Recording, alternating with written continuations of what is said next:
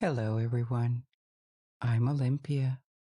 Thank you for being here with me in this wonderful place called Lights Out Library, and I have a great story to tell you.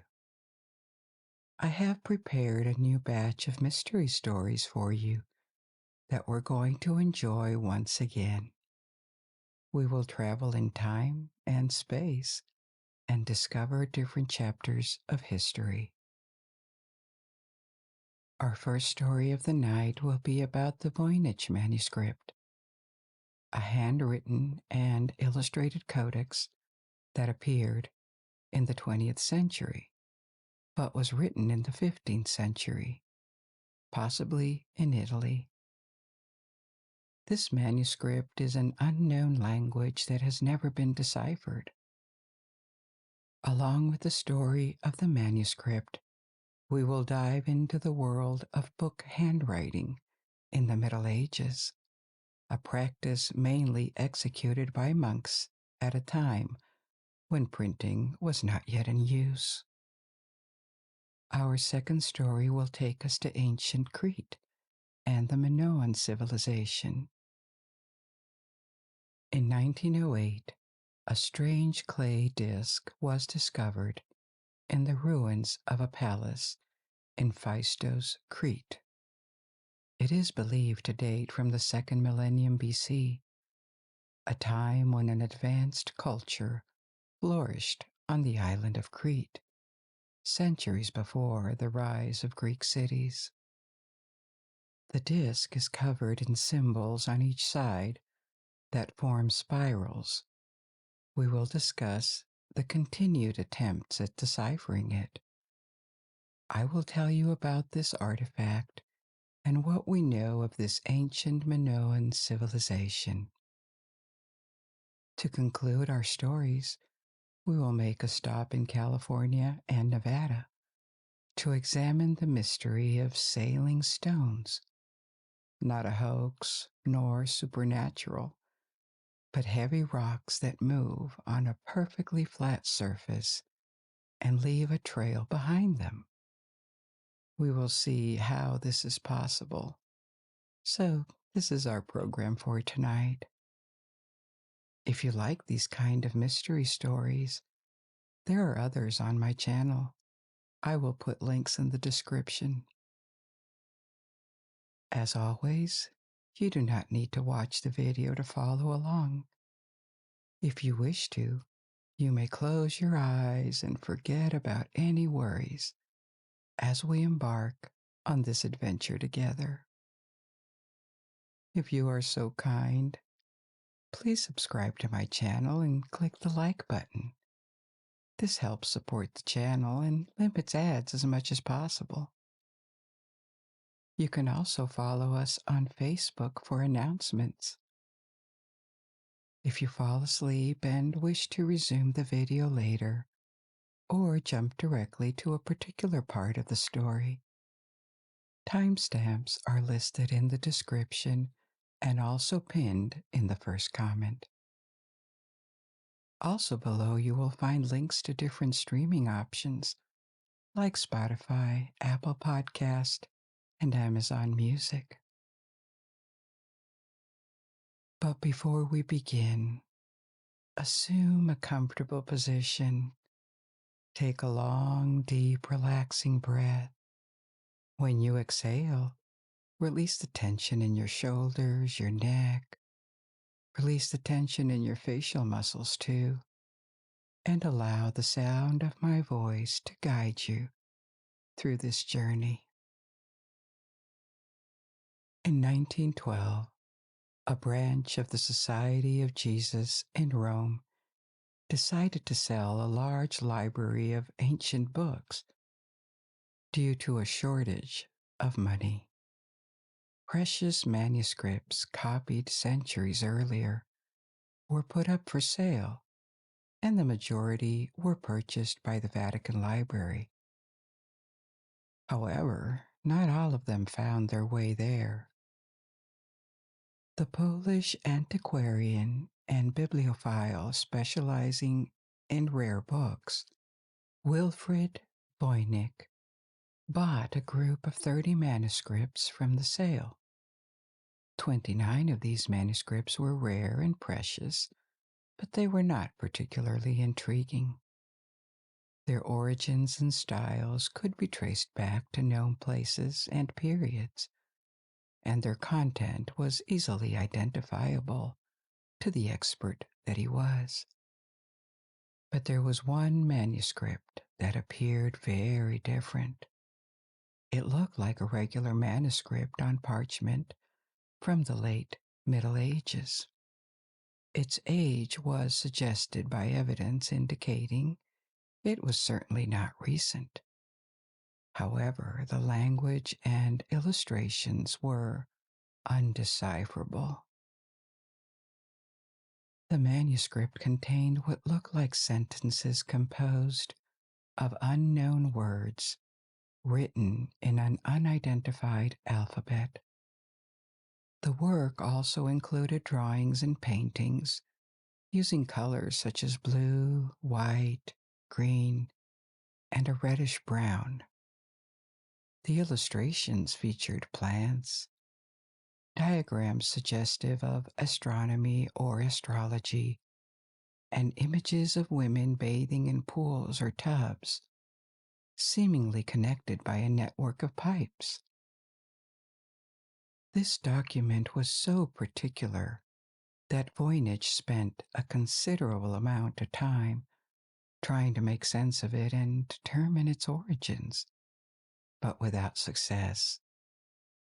When he died, the manuscript passed to his widow, and in 1969, the document, now known as the Voynich Manuscript, was donated to the Beinecke Rare Book and Manuscript Library of Yale University, where it remains.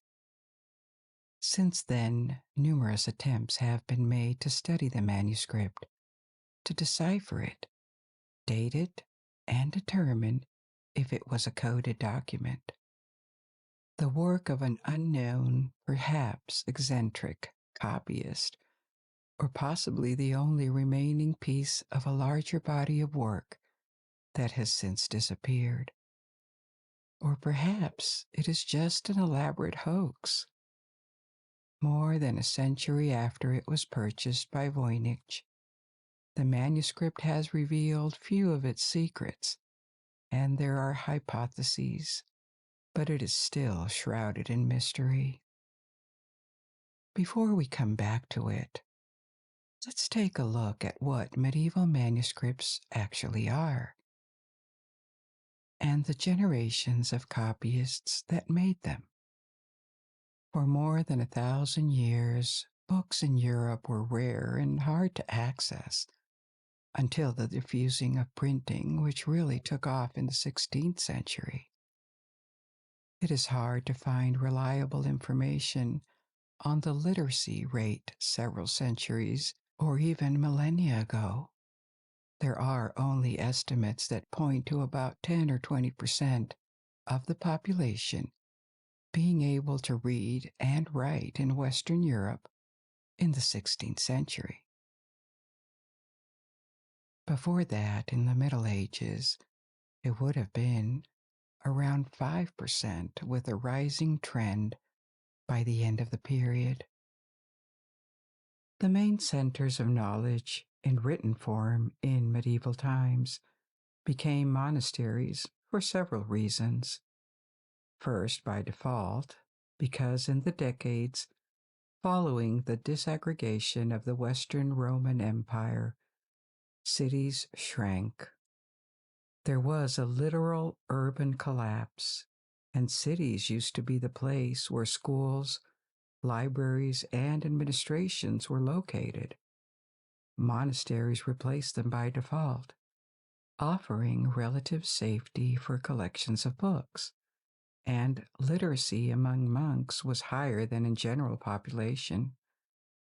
Access to sacred texts did not only require the knowledge of reading, they also had to know Latin and, to a lesser extent, Greek. So many monks were educated, and bit by bit, They started not only preserving books, but also creating and copying them. Another reason that turned monasteries into centers for the preservation of writings was the rule of Saint Benedict, which organized these communities. I will come back to that in a minute. This rule called for a library in every monastery because education and knowledge were seen as desirable.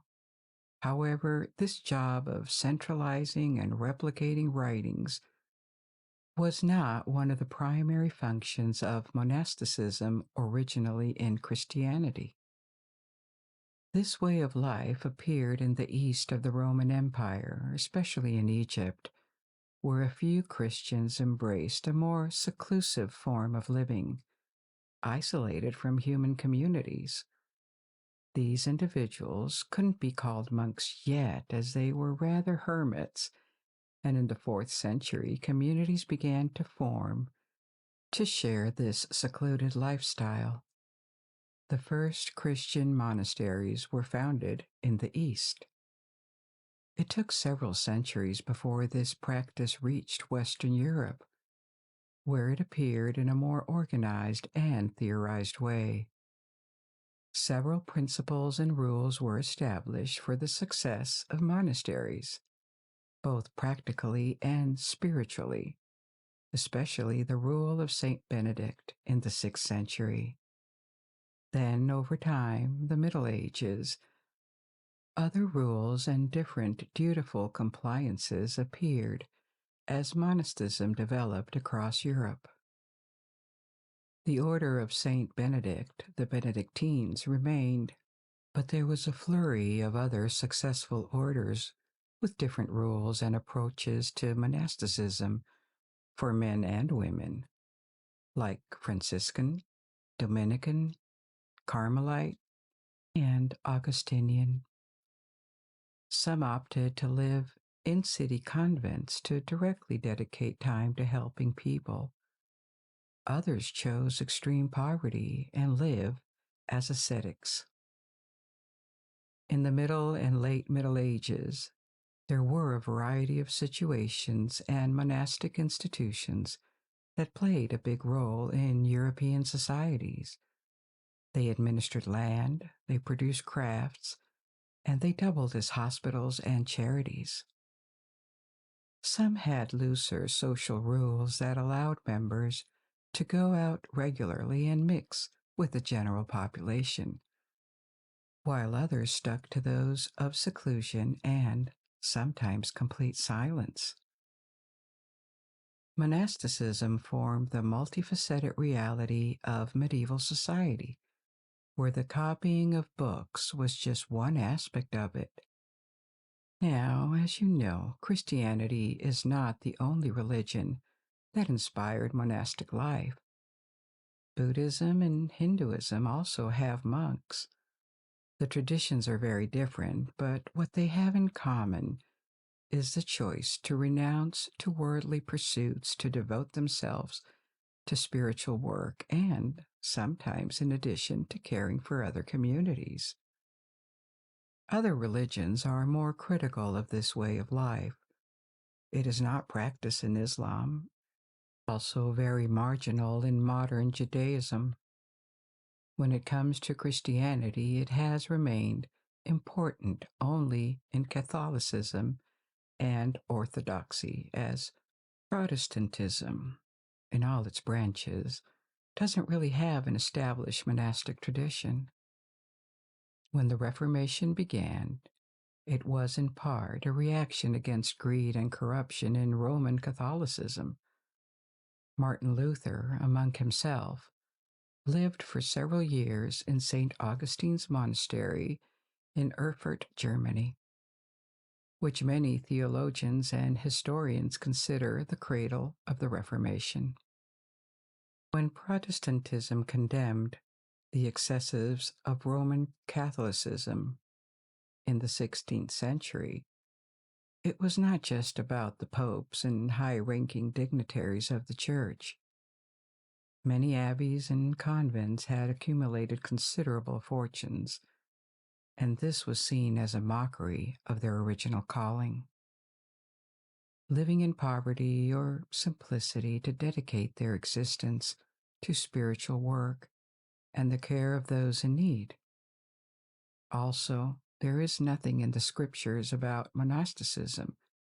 It is an ancient tradition that was adopted by the Catholic Church, and it came to play a major role, especially in the Middle Ages. However, for Protestants who wanted to return to the roots of Christianity, to the texts, there was not much there to support monasticism. Thus, from the start of Protestantism, monasticism was regarded suspiciously or not given much consideration in Protestant traditions. But this was a tangent, so let's return to the production of book copyists in the 6th century. That is, still at the beginning of the Middle Ages, sometimes referred to as the Dark Ages. These were the centuries that followed the fall of the Western Roman Empire, characterized by a decrease in the population, increased insecurity, particularly in urban centers, and the loss of many techniques and know-how that were prevalent in late antiquity. During this period, the first European monasteries that followed the rule of Saint Benedict began to open rooms dedicated to books and their reading, the first medieval libraries. A specialized librarian was assigned the responsibility of caring for them, supervising who could access them, and increasingly, who could copy them. This activity of copyists soon had a dedicated room known as the scriptorium. In the early Middle Ages, this was the safest possible location for books. Monasteries, often built of stone, at a time when most constructions were of wood or adobe, provided relatively safety from fires. In the 8th and 9th centuries, many monasteries were raided by Vikings, in particular, and their libraries were lost. However, at the time, castles were still small and made of wood, and were even more susceptible to destruction. Therefore, the loss of manuscripts would have certainly been worse without these monasteries. As the Middle Ages progressed, kings and aristocrats began to create their personal libraries, often commissioning books from monasteries. Yet it was not until the 15th and 16th centuries, so at the very end of the Middle Ages, after a millennium, that religious communities were overtaken by universities and private collections in their role as keepers of knowledge. To ensure traceability, each manuscript, or more precisely, the material it was written on, was dated from the early 15th century, that is, toward the end of the Middle Ages, when handwriting was still very much the primary method of book production. I also told you it was written on parchment, not paper. And what is this? The material of choice throughout the Middle Ages for copying books was not paper, but animal skin, a tradition that dated back to antiquity. The Greeks and the Romans used essentially two materials to write on flexible surfaces: parchment and papyrus. Papyrus was an Egyptian invention, and in the Mediterranean antiquity, Egypt was the main producing center for papyrus. It was exported all across the Roman Empire. There were different qualities of papyrus. It could be very expensive, but it was still cheaper and easier to produce than parchment. Paper was invented in China, and the invention traveled outside China, but very slowly. It was invented about 100 years before Christ and spread to the Muslim world in the 7th century. Much later, Europeans knew of the existence of the material, but it was not adopted before the 11th century. Until then, the Catholic Church had a tradition of rejecting paper and papyrus too, because parchment was seen as more durable, and also because paper and papyrus were considered unworthy of receiving sacred texts. These were materials used by the pagans in antiquity and the Muslims during the Middle Ages. Hence, there was a reluctance to accept them. This prohibition was relaxed from the 11th century, and the use of paper grew considerably across Europe. Although parchment remained the support of choice for precious books. Apart from all the work and the know-how involved in copying a book, this explained later their price. For example, one manuscript the size of the Voynich Manuscript required the skin of about 15 cows. The skin had to be cut, washed, dried, tanned, and whitened. So before a single word or decoration could be added to the book, it was already very pricey. A library of a few hundred books was already remarkable until the last centuries of the Middle Ages. And this actually illustrates the relative poverty of written culture in Europe at the time. During the same period, libraries in the Byzantine Empire and the Muslim world could contain thousands of books. One Byzantine monastery in Greece at the beginning of the Middle Ages was renowned for its 10,000 books. At the same time, the most comprehensive book collection in Western Europe, to be found in Italy, had 10 to 20 times fewer volumes. The predominant types of books in monastic libraries were religious. One or several Bibles were always present, and then there were many more theological works, and increasingly along the medieval times, philosophy inspired by religion. Also, treatises of medicine, chronicles, and various scientific works. But with our modern vision, we would place them somewhere between science and magic. Astronomy and astrology were not fully separated, just as chemistry and alchemy were not distinct. Apart from Latin, which was the main language, Greek was also important, especially in scientific treatises that dated back to classical Greece, or even the times of the Roman Republic and Empire. Even after Rome annexed Greece, Greek remained the language of choice for scientific writing. And in the east of the Roman Empire, it was more prevalent than Latin. Typically, a well-educated scholar of the Middle Ages would learn Greek on top of Latin to understand the documents in Greek that were present in libraries. The way books were copied was not just by resident monks dedicating hours to copy in the scriptorium of their monastery. Sometimes books were copied by traveling monks and scholars. They would travel from monastery to monastery for particular research and ask for the right to stay and study the books, which would typically be granted. Obviously, they couldn't take the books away, so at times they would make a copy that they could bring back to their own monastery. It took a long time. Not more than a few pages were copied in a day at most. Therefore, it took weeks or months to complete a copy, and even more to make the most precious kinds of books, illuminated manuscripts. The term illuminated comes from the use of gold and silver to illuminate texts and accompanying illustrations. The term has stayed mainly for European manuscripts of the Middle Ages, even though this practice existed in pre-Christian times, and was also used by Muslim artisans to decorate their manuscripts. For most of the Middle Ages, these extraordinary precious books were produced exclusively by monks.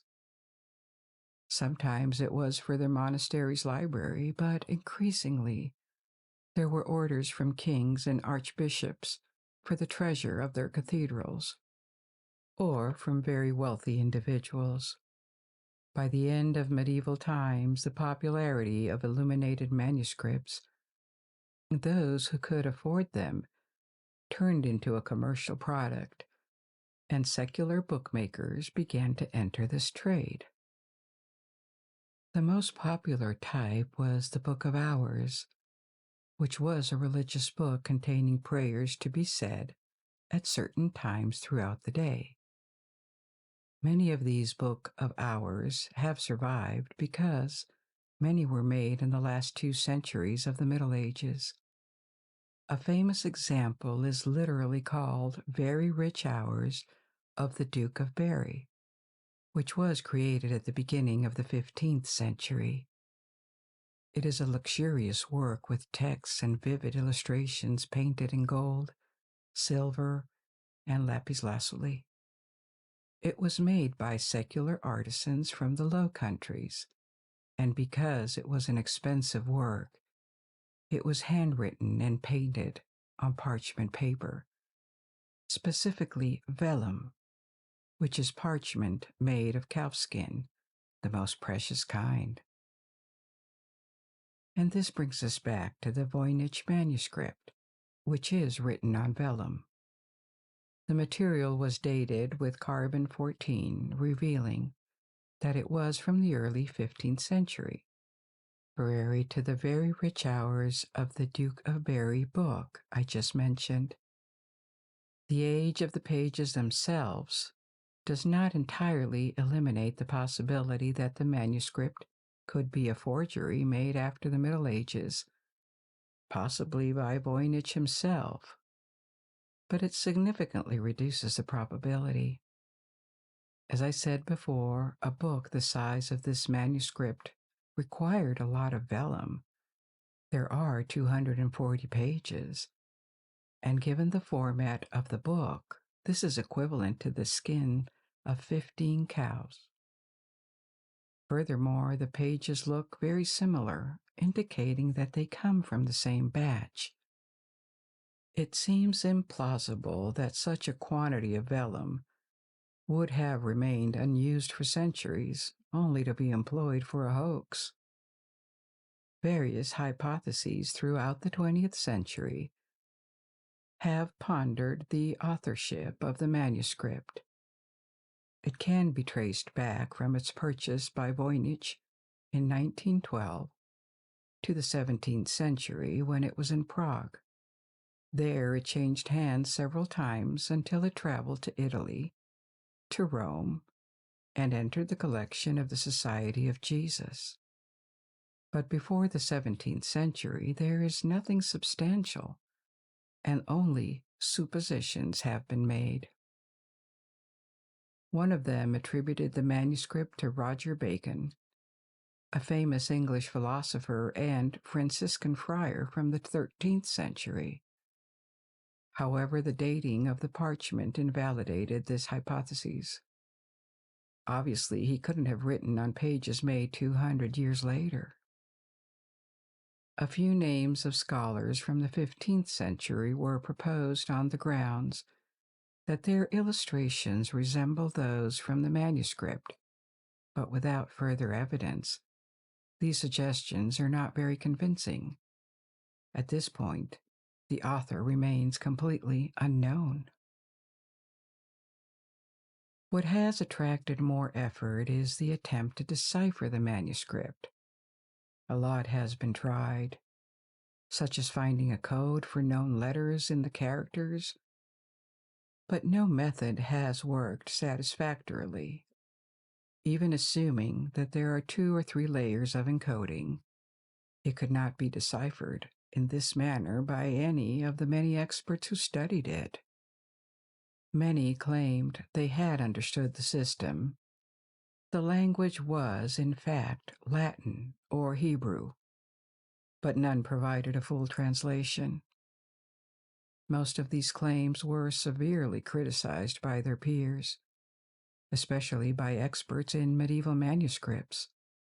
Yet the groupings of characters that seem to form words do not seem random. The same 24 or 25 characters keep recurring. And, like in a real language, some characters never follow others. Some can be doubled or tripled, but others never are. At the same time, a notable peculiarity is that certain signs only appear at the beginning or the end of what resemble words in the manuscript, which is a characteristic no European language has. The study of the distribution of signs and their correlation is that the language of the manuscript, if there is one, would be closer to Mandarin Chinese than any European language. However, attempts at deciphering it in any known language have failed so far. So the core of the mystery remains intact, and we are left with only hypotheses that all look unlikely. A lost language would be hard to imagine. There is a wealth of written documents, chronicles, testimonies from the 15th century. Imagining that a language could have mysteriously existed without leaving any other trace than this particular book is very hard. Another possibility is that it has never been deciphered because the approach to coding is so unusual and never heard of that no one could figure it out yet. This is technically possible, but the fact that it resisted decades of attempts, including by experts who were able to crack sophisticated codes created by machines, like during the Second World War or the Cold War, is hard to swallow. And if it's not any of these options, then we must consider the possibility that it was indeed nonsensical. For unknown reasons, someone in the 15th century, or a bit later, would have covered more than 200 pages with drawings resembling writings, probably after inventing a kind of alphabet and random rules that determine the positioning of signs to make them look systematic, like a language. But this is odd too. I mean, why bother? Why use the pricey support to do that? Possibly to trick someone into buying it in the 15th, 16th, 17th century? To sell as a mysterious object? After more than a century since Voynich found and bought this manuscript, we still lack answers and any kind of certainty. Maybe answers will be revealed later. The manuscript keeps attracting interest, and every few years someone claims they have cracked the code. Until now, the reality of what they had achieved was quite underwhelming, and those who pretend they understood it generally say it's a medicinal treaty, which can be easily guessed by looking at the illustrations of plants. At least it gave us an occasion to explore a chapter in the history of books.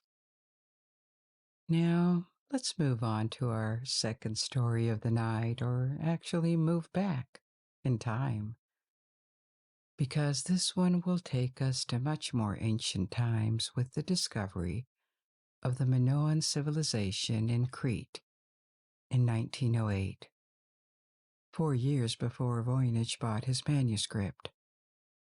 Archaeological digs were taking place in the island of Crete at the site of an ancient palace called Phaistos. One day, an Italian archaeologist found a strange disc of clay in the basement of a room that belonged to the formal entry of the palace complex. The disc had the dimensions of a small plate, 6 inches in diameter.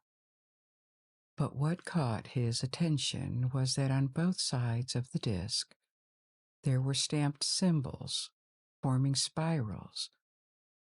Apparently, the symbols had been made by pressing some sort of seals or print blocks onto a disc of soft clay, in a clockwise sequence spiraling towards the center, and after that, the clay disc had been fired.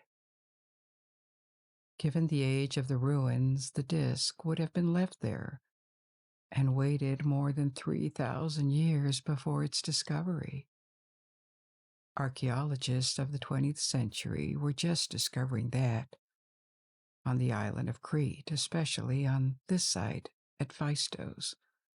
One of the most ancient Mediterranean civilizations had flourished, one that was distinct from the better-known ancient Greece and existed long before Greece cities or Rome emerged as models, the time when the Egyptians built their pyramids.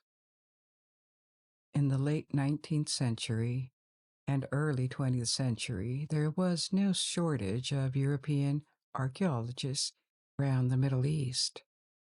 British, German, French, Italian, they were everywhere from Turkey to Egypt and Greece to Persia, looking for the remains of ancient civilizations.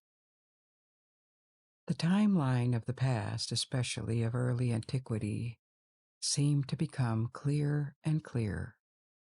There was a sense of wonder at all these discoveries: Egyptian tombs and temples, early Greek ruins, the site of Troy in Turkey, the Venetian, Assyrian, Babylonian, and Persian remains and archives. It was a fruitful period for archaeology, but a reckless one too. Many sites were damaged or reconstructed hastily, sometimes beyond repair. We will see that Crete, with its Minoan civilization, was not spared, and at times archaeology was not entirely distinguishable from looting. Many artifacts disappeared and ended up in the hands of private collectors who were not too cautious about the origins of what they bought. So many fast and impressive discoveries certainly benefited our understanding of the past, but at a cost scientifically, because there was destruction too. Now let's go back to Crete and what we know of the Minoan civilization. Its name first. It was discovered at the beginning of the 20th century by a British archaeologist, Arthur Evans. He coined the name Minoan after Greek mythology because he identified the most important site in Crete, Knossos, with the palace of the legendary king Minos from Greek and Athenian mythology. In Athenian mythology, Minos was a sort of Zeus. He governed Crete. He was the king of Crete, and regularly the Athenians had to send 12 youths to Crete to be sacrificed to his cursor son, the Minotaur, who lived at the center of the labyrinth. Evans was perfectly aware that Minos may not have existed at all, or that he may be a generic name put on a character inspired by various kings. But because Crete had belonged to the Greek world and is still a part of modern Greece, it made sense, and the name Minoan civilization stayed. The most notable remains of this civilization are large and elaborate palaces. They could be up to 4 stories high, decorated with frescoes, and their design appears very ingenious, featuring elaborate plumbing systems, for example. The largest and most famous of these palaces is that of Knossos, followed by Phaistos, where the disc was discovered. However, the Minoans were not limited to Crete. Their influence spread to other islands in the Aegean Sea and to lands east and west of Crete. They had at least trade connections to ancient Egypt during the Old Kingdom and the Levant. Nowadays, Crete looks rather rocky and dry, but it seems it was not always like that. Several thousand years ago, a large part of it was covered by a primal forest, and over time, the island was deforested, especially to build ships. By the end of the Middle Ages, thousands of years after the Minoan civilization was gone, the island was a possession of Venice. At that time, it seems there were still residual forests on it, but they were cut to the last tree several centuries ago. Between forests, the nearby sea, and resources in metal, especially Crete, offered a favorable environment for the development of human communities and technical progress. The Bronze Age began very early in Crete, in the 4th millennium BC. This is one of the places around the world where it first started. Maybe shortly after Sumer in Mesopotamia, but long before all of Europe or even China. In the late 3rd millennium BC, based on archaeological discoveries, several centers of handiwork or trade existed, and there were probably different clans or entities that coexisted on the island, sharing a similar culture and possibly a similar language. It is believed that this evolved into monarchies, and the sovereigns of these small but probably prosperous states began to build their political entities. However, around 1700 BC, after what looks like a millennium of gradual progress, a large disturbance occurred, probably a major earthquake given the zone's seismic activity. But it could also have been an invasion. We don't exactly know. Several palaces across the island, including those at Knossos and Phaistos, were destroyed. The Minoans recovered and reached the height of their civilization based on their artistic, architectural, and material production in the 17th and 16th centuries BC. At that time, they heavily influenced mainland Greece, where crafts and decorative patterns coming from Crete, inspired by Crete, were abundant. Palaces were rebuilt, showing how the Cretans had recovered. And natural disasters did not spare them.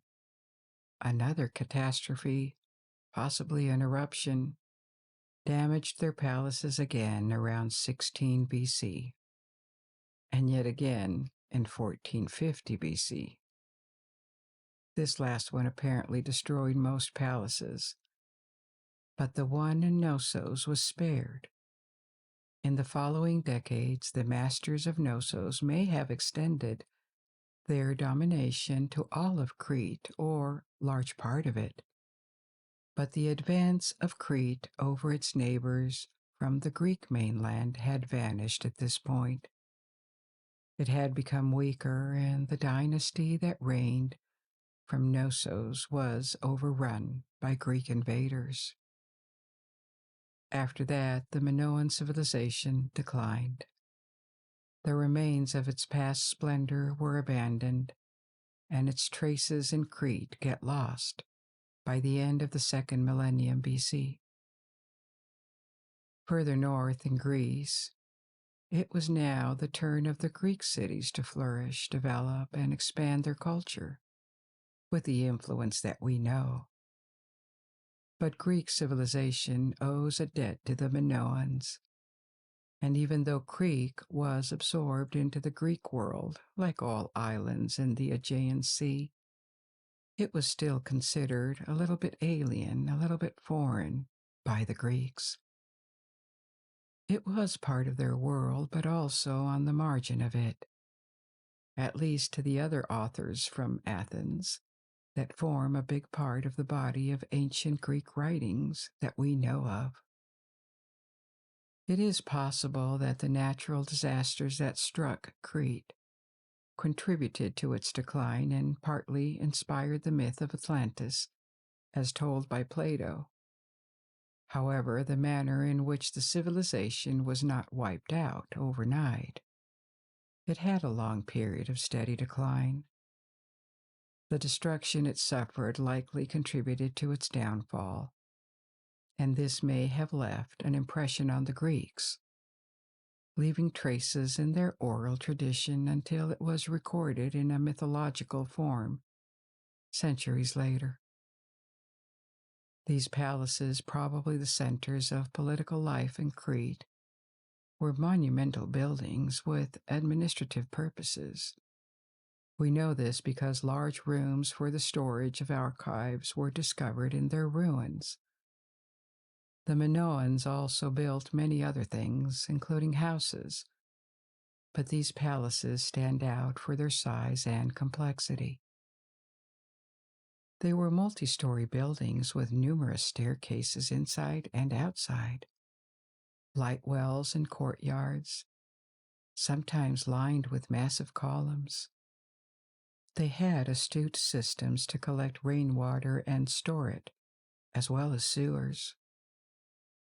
The Knossos Palace, which was the largest, covered an area of about 20,000 square meters, which is about 215,000 square feet.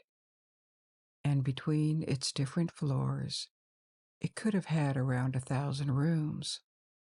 Some frescoes have been well preserved, revealing a colorful and refined aesthetic reminiscent of later Greek art, unique to the Minoan culture. So, these remains have provided a lot of insight into this lost civilization over the past century. But many questions remain unanswered. We don't exactly know what their states were like, how they were governed, and much of their religion and society are also little known. Even their language brings us back to the Phaistos Disc. Minoan is an unclassified language. They seem to have had several scripts for their language, or maybe several languages, on the island. But as of today, most of their writings are still undeciphered. An unclassified language means that it could not be associated with a broader family of languages. Crete is where two large linguistic groups meet: Indo-European languages and Semitic languages. The main languages spoken today are Arabic, Amharic, the language used in Ethiopia, and Hebrew. However, at the time when the Minoans emerged, the ancestors of modern Semitic languages like Sumerian or Elamites were spoken in Mesopotamia, while ancient Egyptian was spoken closer to Crete. However, comparisons with Minoan writings with Semitic and Indo-European languages were inconclusive, meaning that they couldn't be integrated into either family.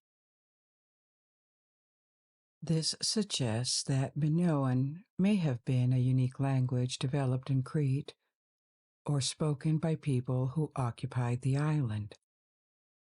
So, why is the Phaistos Disc interesting, given that many other documents have also remained undeciphered?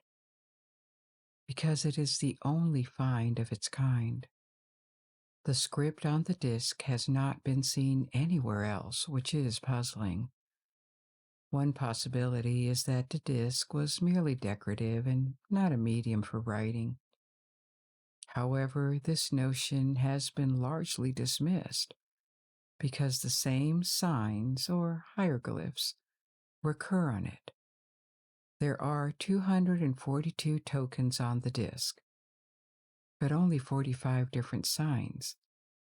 Some appear frequently, like a human head with a crest, a bell-shaped symbol that looks like a helmet, or what looks like a boomerang. Others appear only once or twice, as if they correspond to less frequent words or concepts.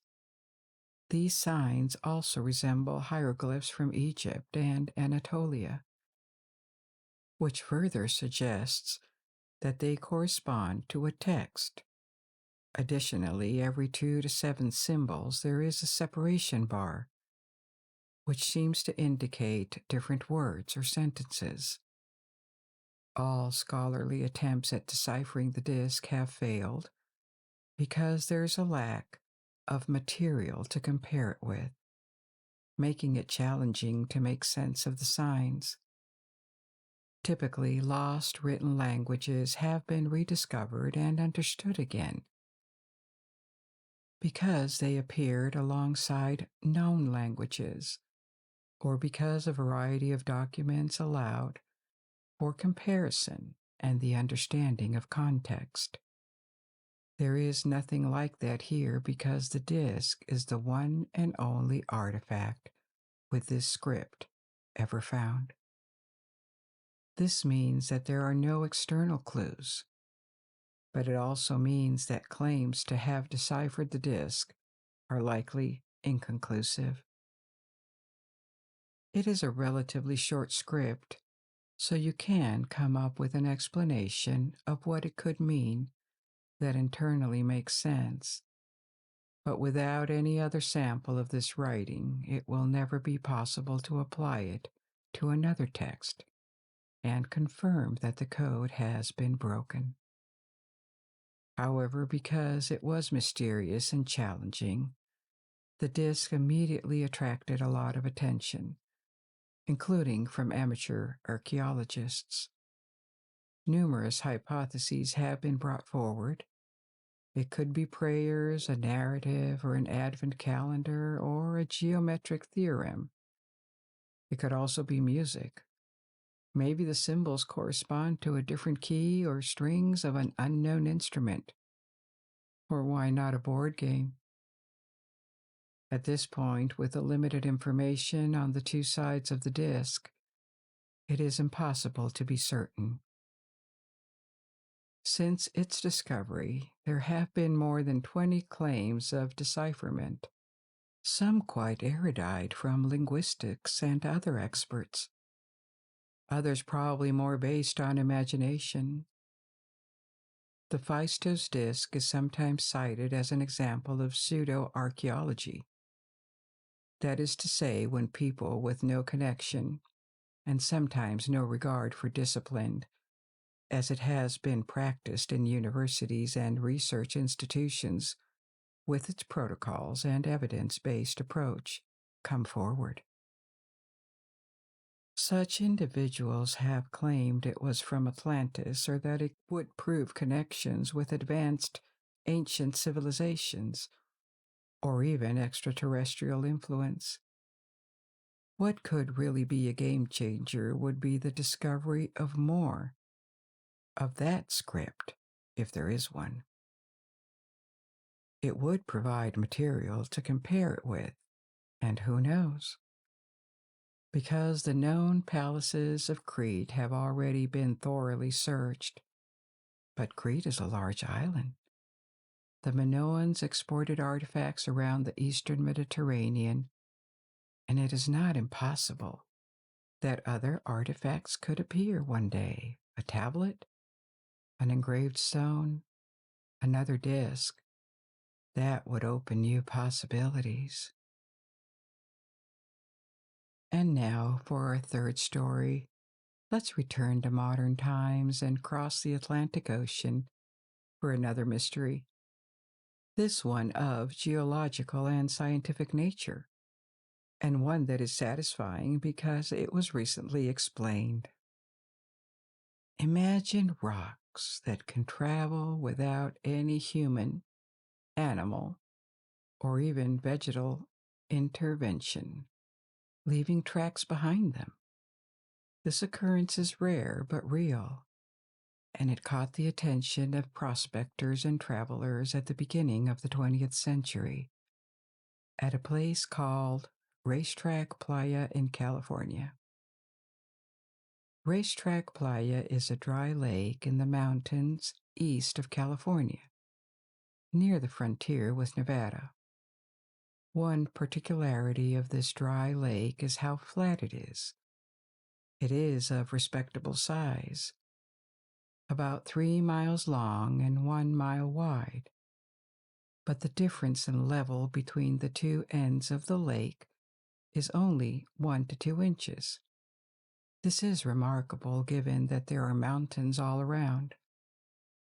The dry lake is located in a valley, and when there are heavy rains, water washes down from the surrounding mountains and drains into the lake, which, for a short time, leaves a thin layer of water.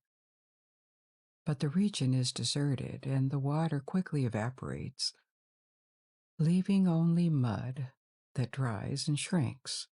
Cracks appear and form a kind of earth mosaic that is often seen in desertic areas. So, the observation that large stones were apparently traveling alone on this dry lake, leaving trails in the dry mud, finally sparked interest from geologists who mapped the site in 1948 and confirmed that the stones would slide with apparently no external intervention. A search for a similar phenomenon elsewhere started, and another site in Nevada was discovered. Suddenly, a variety of possible explanations arose, including various supernatural ones and also the possibility of a magnetic phenomenon or an effect of the wind when the surface was muddy.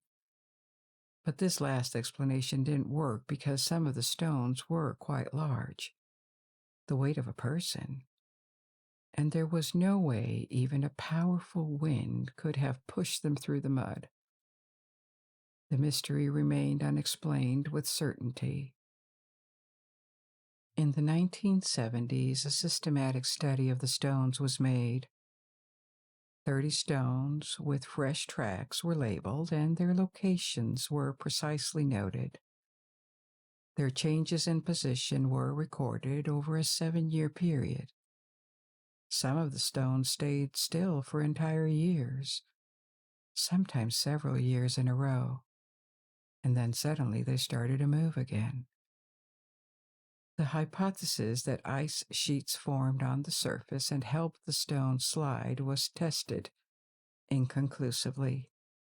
But this 7-year study confirmed that the stones moved without human intervention, and that it couldn't be a hoax.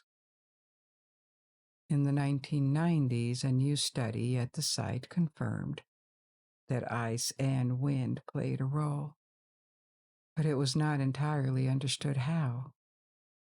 Finally, a few years ago, the movement of rocks was tracked using GPS and time-lapse photography, which helped grasp what happens when the surface is humid. The water drains from the nearby mountains. This thin layer of water may turn into ice by night due to low temperatures. Then in the morning, the sunlight hits and breaks this thin layer of ice. The stones end up on these ephemeral rafts of ice, which strongly reduces the friction with the ground. And if, at the same time, the wind blows strongly enough, it pushes the stones on their ice rafts. This explains why the phenomenon never happens in the summer. The temperature doesn't drop enough at night to freeze the water. The floating ice panels show rocks traveling at up to 5 meters per minute. This is relatively slow but still visible. Therefore, in these very particular conditions, it is possible to see a rock traveling on its own across the surface and leaving a track behind. This is the end of our journey for tonight, and you can let go and fall asleep. Or if you prefer, you can pick another story from my library. And until we meet again, good night. Sleep well.